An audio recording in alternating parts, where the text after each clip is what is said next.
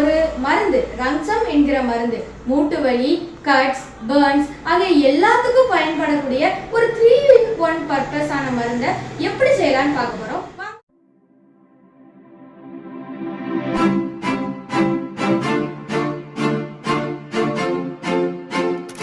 வாங்க பொருட்களை பார்க்கலாம். முதலில் நித்திய கல்யாணி. இது கட்ஸ், பர்ன்ஸ் அதிலெல்லாம் ஸ்கின்னை சீக்கிரமாக வளர வைக்கிறதுக்காக யூஸ் பண்ணக்கூடிய ஒரு ஹெர்பல் பிளான்ட். தலைவெட்டியான். இது நம்ம ஒரு ஆன்டி காகுலண்ட்டாக யூஸ் பண்ணலாம். அதாவது நிறைய பிளட் கிளாட் ஆகும். அந்த சமயம் கிளாட்டிங்கை தடுத்து சீக்கிரமாக புண்ணை க்யூர் பண்ணதுக்காக தலைவெட்டியானை யூஸ் பண்ணுவாங்க. முருங்கைக்கீரை. இதை நம்ம இந்த ஆயிலில் நம்மளோட ஜாயிண்ட் பெயின்லாம் ரெடியூஸ் பண்ணதுக்காகவும் ஜாயின்ட்ஸை ஸ்ட்ரென்தன் பண்ணதுக்காகவும் இதை யூஸ் பண்ணலாம். பொதுவாக இதுக்கு நிறைய மெடிசினல் பர்பஸஸ் உண்டு. அதில் இதுவும் ஒன்று. இதை மெயினாக இந்த ஆயிலில் இதுக்காக தான் யூஸ் பண்ணுறோம். சிலை. இது ஜெர்ம்ஸ் கூட ஃபைட் பண்ணும். அதனால் நம்ம பழுப்பெல்லாம் தடுக்கிறதுக்காக இந்த ஆயிலில் இதை நம்ம யூஸ் பண்ணுறோம். வெள்ளை கூங்கிலியம். இதை நம்ம கட்ஸ், பர்ன்ஸ் அதெல்லாம் மெயினாக க்யூர் பண்ணதுக்கு யூஸ் பண்ணுவோம். இந்த பவுடரை நம்ம பச்சை கற்பூரத்து கூட சேர்க்கறதுனால ஜாயிண்ட் பெயினையும் இது க்யூர் பண்ணும். கூடவே சர்ஜிக்கல் பெயின்ஸையும் இது க்யூர் பண்ணோன்னு நிறைய ஹெல்த் பெனிஃபிட்ஸ் இருக்குது. பச்சை கற்பூரம். இது அப்ளை பண்ணுறதுனால மருந்து சீக்கிரமாக உடம்புக்குள்ளே இறங்கி எல்லா பெயினையும் க்யூர் பண்ண ஸ்டார்ட் ஆகும். மெயினாக இதை ஜாயிண்ட் பெயின், கிராக்ஸ் அதுக்கெலாம் தான் யூஸ் பண்ணுவாங்க. நல்லெண்ணெய் மற்றும் தேங்காய். இது ரெண்டும் தான் இந்த மருந்தில் முக்கியமான பங்கு வகிக்கிறது. இது ரெண்டாலும் தான் இந்த மெடிசன்லாம் கலந்து நம்ம ஸ்கின்குள்ளே டீப்பாக போகுது. இங்கே மருந்து செய்யறதுக்கு முன்னாடி முதல்ல என்ன செய்யணும்னு பார்க்கலாம்.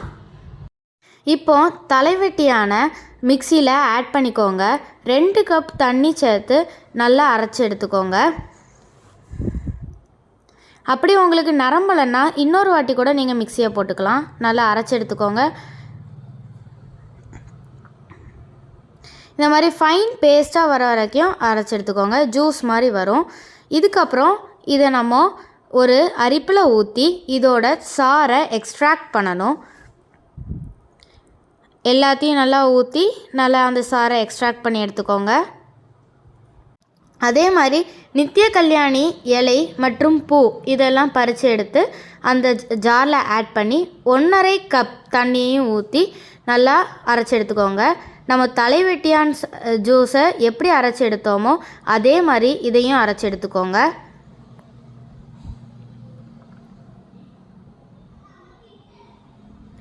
இப்போது ஓப்பன் பண்ணி பார்த்தீங்கன்னா உங்களுக்கு நித்திய கல்யாணி ஜூஸ் இருக்கும். இதை ஒரு அரிப்பு ஆட் பண்ணி நீங்கள் இதோட சாரை தனியாக எடுத்துக்கோங்க.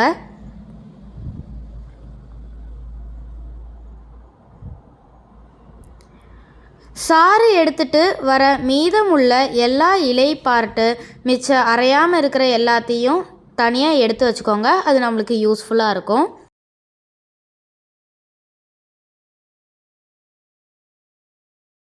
முருங்கைக்கீரையை ஜாரில் ஆட் பண்ணிக்கோங்க.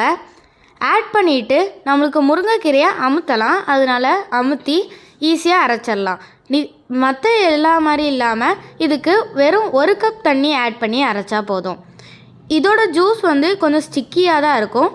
அரைச்ச பிறகு இதை துணியால் தான் வடிகட்டி எடுக்க முடியும். அதனால் பாத்திரத்தை விட ரொம்ப பெருசான ஒரு துணியை எடுத்துக்கோங்க. அந்த துணியில் இந்த ஜூஸை ஊற்றி சாரை புழிஞ்சு எடுத்துக்கோங்க.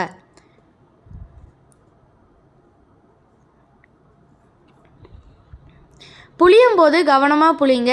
துணியோட எந்த எண்டில் இருந்தும் ஜூஸ் வெளியில் வந்துடாமல் பார்த்துக்கோங்க. ஏன்னா அந்த இம்ப்யூரிட்டிஸ் நம்ம எண்ணெயை காய்ச்சும் போது டிஸ்டர்பன்ஸாக இருக்கும். இதோட சாறு மட்டும்தான் நம்மளுக்கு வேணும். அதனால் அதை அழகாக புழிஞ்சு எடுத்துக்கோங்க. பார்த்தீங்கனாலே தெரியும் எவ்வளோ ஸ்டிக்கியாக இருக்குங்கிறது. இப்போ நம்ம எடுத்து வச்சிருந்த கூங்கிலியத்தை எடுத்து தட்டுக்கல்ல ஆட் பண்ணி நல்லா தட்டி எடுத்துக்கோங்க. நல்லா ஃபைன் பவுடர் ஆகிற வரைக்கும் நல்லா தட்டுங்க. இப்படி ஃபைன் பவுடர் வந்த உடனே இதை தனியாக ஒரு கப்லையோ இல்லைனா ஒரு வெசல்லையோ மாற்றி எடுத்து வச்சுக்கோங்க. பார்த்தீங்கன்னா தெரியும் எவ்வளோ அழகாக பவுடராக இருக்குது. இப்போது ஒரு 4 வெற்றிலையை எடுத்து மிக்சியில் ஆட் பண்ணி 1/2 கப் தண்ணி ஊற்றி அரைச்சி எடுத்துக்கோங்க. வெற்றிலை வந்து நம்மளுக்கு நல்ல மருத்துவ குணம் உடையது. சாப்பிட்ட பிறகு இதை போட்டால் டைஜஷன் நல்லாயிருக்கும். இப்போ இதை நல்லா அரைச்சி எடுத்துக்கோங்க. அரைச்சி எடுத்த பிறகு இதோட ஜூஸை ஒரு சின்ன அரிப்பு எடுத்து ஒரு கப்பில் அரைச்சி எடுக்கிற அளவுக்கு தான் வரும், அந்த அளவு அரைச்சி எடுத்துக்கோங்க.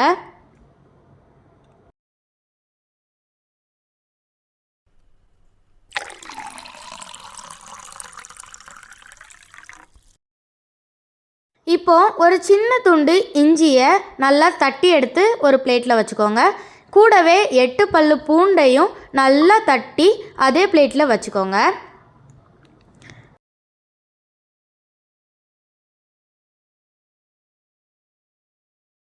ஒரு துண்டு பட்டை எடுத்து நல்லா தட்டி எடுத்துக்கோங்க. எவ்வளோ முடியுமோ அவ்வளோ தட்டி எடுத்துக்கோங்க. இப்பொழுது 2 டேபிள் ஸ்பூன் இறாலி மஞ்சள் தூளை ஆட் பண்ணிக்கோங்க. இறாலி மஞ்சள் தூள் ஆட் பண்ணுறதுனால நிறைய மருத்துவ குணங்கள் இருக்குது, அதனால் இதை மருந்துக்கு ஆட் பண்ணிக்கலாம். வாங்க இப்போ நம்ம இன்க்ரீடியன்ஸை பார்க்கலாம். தலைவெட்டியான் சாறு, நித்திய கல்யாணி சாறு, முருங்கைக்கீரை சாறு, வெற்றிலை சாறு, கூங்கிலிய பொடி, தேங்காய், நல்லெண்ணெய், தட்டிய இஞ்சி, தட்டிய பூண்டு, தட்டிய பட்டை, விராலி மஞ்சள் பொடி, 10 கிராம் பச்சை கற்பூரம். வாங்க மருந்து எப்படி செய்கிறதுன்னு பார்க்கலாம்.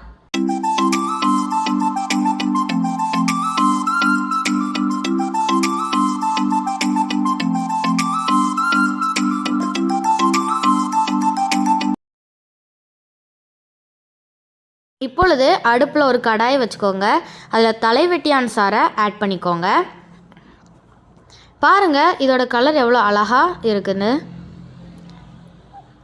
கூடையே நித்திய கல்யாணி சாறையும் ஆட் பண்ணிக்கோங்க. பச்சை பசேல் என்று இருக்கிற நித்திய கல்யாணி சாருக்கு நிறைய மருத்துவ குணம் உண்டு. முருங்கைக்கீரை சாறையும் ஆட் பண்ணிக்கோங்க. இது ஸ்டிக்கியாக இருந்தாலும் இதுக்கும் நிறைய மருத்துவ குணம் உண்டு. இப்பொழுது வெற்றிலை சாறு, இது மிகவும் மருத்துவ குணம் உள்ளதால் இதையும் நம்ம ஆட் பண்ணிக்கலாம். இப்போவே ஸ்டவ்வை ஆன் பண்ணிடக்கூடாது. நம்ம கொஞ்சம் இன்க்ரீடியன்ஸை ஆட் பண்ண பிறகு தான் ஆன் பண்ணணும், ஏன்னா அது மருந்துக்கு கேடு விளைவிக்கும். இப்போ தட்டிய இஞ்சி ஆட் பண்ணிக்கலாம்.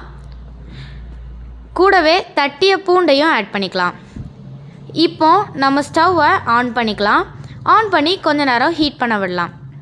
இப்போ பார்த்தீங்கன்னா கீழே உள்ள தண்ணியோட கலர் எல்லோ கலரில் இருக்கும். அந்த சமயம் மஞ்சள் தூளையும் தீய பட்டையும் ஆட் பண்ணிக்கலாம். இப்போ இதை நல்லா மிக்ஸ் பண்ணி விட்டுக்கோங்க. மிக்ஸ் பண்ணி விட்டுட்டு தண்ணி வத்துறது வர இதை கொதிக்க விட்டுக்கலாம்.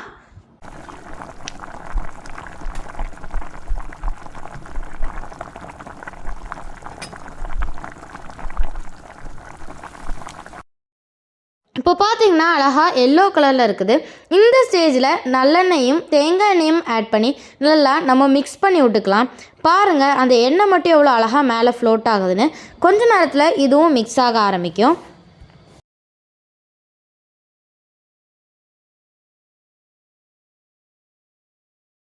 இப்போ பாருங்கள் எல்லாம் கொதிச்சு எண்ணெய் கூட கொஞ்சம் கொஞ்சமாக மிக்ஸ் ஆக ஆரம்பிக்குது.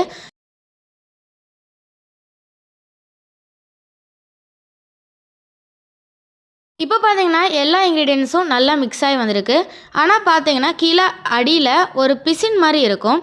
இந்த ஸ்டேஜில் இதை இறக்கக்கூடாது. இந்த பிசின் நல்லா காஞ்சு மணல் மணலாக வரும், அந்த டைமில் இதை இறக்கணும். பார்த்தீங்களா இது ஒரு மாதிரி பிசு பிசுப்பான பிசின் மாதிரி இருக்குது. பார்க்க போதே அது அழகாக தெரியுது.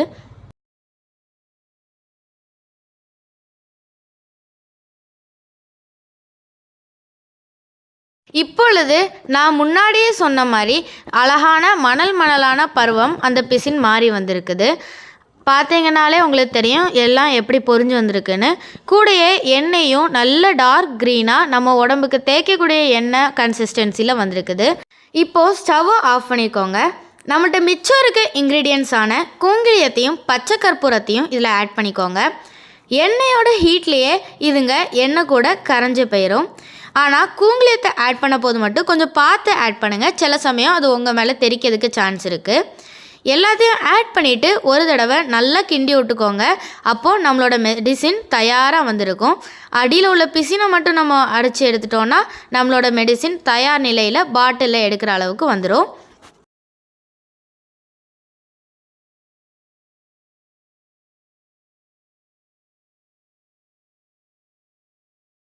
இப்போ பார்த்தீங்கன்னா நம்மளோட எண்ணெய் நல்லா ஆறி டார்க் க்ரீன் கலரில் அழகாக வந்திருக்கு. இந்த ஸ்டேஜில் எண்ணெயை நம்ம எடுத்து பாத்திரத்தை விட பெருசாக இருக்கிற ஒரு துணியில் ஊற்றி அரிச்சு எடுத்துக்கலாம். நான் முன்னாடி சொன்ன மாதிரி மணல் பருவத்தை வெளியில் எஸ்கேப் ஆகாமல் பார்த்து அரிச்சு எடுத்துக்கோங்க.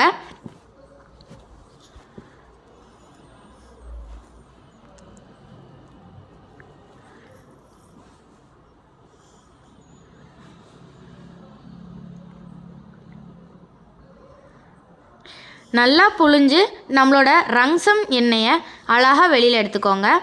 பார்த்தீங்கனாலே தெரியும் எவ்வளோ அழகான ஒரு கலரில் ரங்சம் எண்ணெய் தயாராக இருக்குதுன்னு.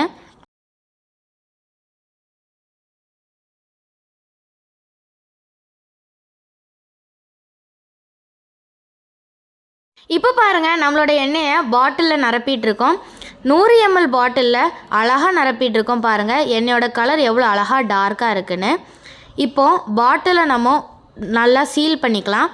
சீல் பண்ணிவிட்டு கேப்பால் பூட்டிக்கலாம். நான் உங்களுக்கு காட்டுறேன் பாருங்கள் பாட்டில் எவ்வளோ அழகாக இருக்குன்னு. நம்மளோட 100 ml ரங்சம் ஆயில் தயார் நிலையில் இருக்குது. இப்படி இருக்கிற பாட்டிலை லேபிள் ஆட் பண்ண பிறகு எவ்வளோ அழகாக வந்திருக்குன்னு பாருங்கள். நம்மளோட லேபிளை நானே டிசைன் பண்ணி எவ்வளோ அழகாக டிசைன் பண்ணியிருக்கேன்னு பாருங்கள். உங்களுக்கு பார்த்தாலே இது ஆயுர்வேதிக் என்னன்னு தெரியும். பாருங்கள் உங்களுக்கு சுற்றி காணிக்கிறேன். நம்மளோட இதில் QR code, how to use, procedures எல்லாம் ஆட் பண்ணியிருக்கேன். உங்களுக்கு என்ன டவுட்டாக இருந்தாலும் கஸ்டமர் கேர் நம்பரில் ஃபோன் அடித்து கேட்டுக்கலாம்.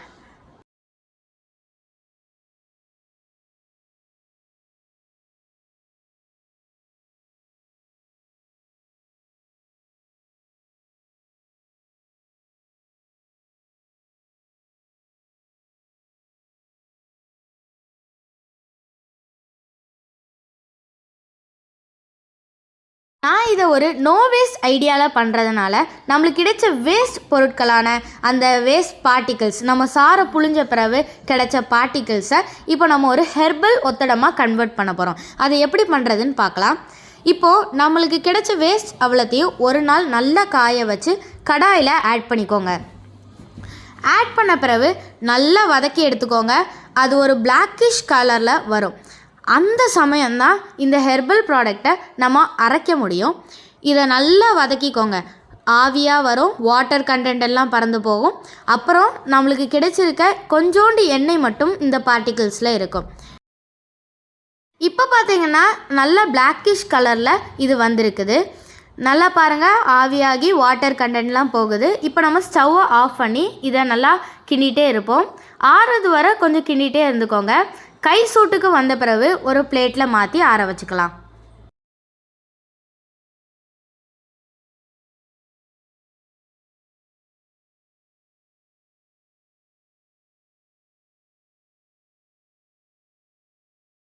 இப்போ பாருங்கள் பிளேட்டில் மாற்றி ஆற வச்சாச்சு. நல்லா கூல்டவுன் ஆன இந்த பொடியை இப்போது மிக்சியில் ஆட் பண்ணி ஃபைன் பவுடராக அரைச்சி எடுத்துக்கலாம்.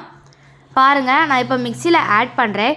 ஆட் பண்ண பிறகு என் கையில் எவ்வளோ அளவுக்கு எண்ணெய் பதம் இருக்குதுன்னு உங்களுக்கு காணிக்கிறேன், பார்த்துக்கோங்க. இப்போ பாருங்கள் எவ்வளோ பிசுப்பாக இருக்குதுன்னு.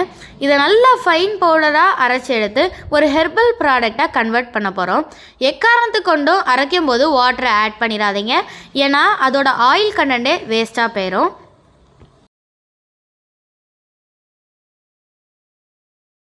மிக்சரில் பல்ஸில் வச்சு ஒரு 3 பீட் அரைச்சி எடுத்துக்கோங்க. இப்போ அரைச்சி எடுத்தீங்கன்னா நல்லா ஃபைன் பவுடராக அது வரும்.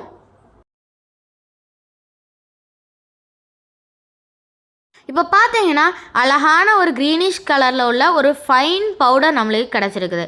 இதை எப்படி ஒத்தடமாக கன்வெர்ட் பண்ணுறதுங்கிறத உங்களுக்கு இப்போ ஸ்டெப் பை ஸ்டெப்பாக காட்டுறேன் பாருங்கள். ஒரு ஸ்கொயர் ஷேப் ஒயிட் கிளாத் எடுத்து அந்த பிளேட்டில் இருக்க 1/4 ஆஃப் பொடியை இதோட நடுவில் ப்ளேஸ் பண்ணுங்கள். அந்த 1/4 பொடியை நல்லா தட்டி நடுவில் ப்ளேஸ் பண்ண பிறகு ஒவ்வொரு கார்னர்ஸாக எடுக்க ஆரம்பிக்கணும். கார்னர்ஸ் எல்லாம் எடுத்த பிறகு நல்லா சுருட்டிக்கோங்க. சுருட்டி எடுத்தால் உங்களுக்கு ஒரு பை மாதிரி ஷேப்பில் வரும். அதை நூல்கண்டு வச்சு நல்லா சுற்றி எடுத்தீங்கன்னா உங்களுக்கு ஹேண்டிலோடி ஒரு ஒத்தடம் தயாராக இருக்கும். பாருங்கள் உங்களுக்கு நான் இப்போ காணிக்கிறேன். நம்மளோட ரங்சம் ஆயில் வித் ஒத்தடம் இப்போது ரெடியாக இருக்குது. எவ்வளோ அழகாக இருக்குன்னு பாருங்கள், ரெண்டு சேர்ந்து இருக்க போது. ஹெர்பல் ப்ராடக்ட்ஸ்னாலே நல்லது தாங்க.